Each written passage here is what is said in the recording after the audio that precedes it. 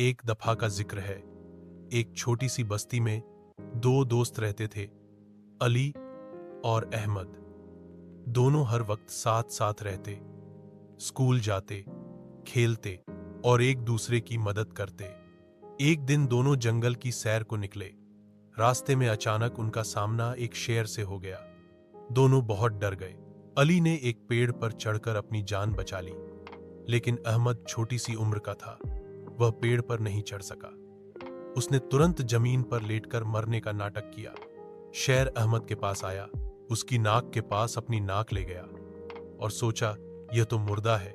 शेर वहां से चला गया। अली नीचे उतरा और हंस कर बोला, यह शेर तुमसे क्या कहकर गया था? अहमद ने गुस्से में कहा, वह कह रहा था कि ऐसे दोस्तों से दूर रहो जो मुसीबत में तुम्हें अकेला छोड़ दें। अली बहुत शर्मा गया और अहमद से माफी मांगी। उस दिन से उसने कभी किसी दोस्त को मुसीबत में अकेला नहीं छोड़ा।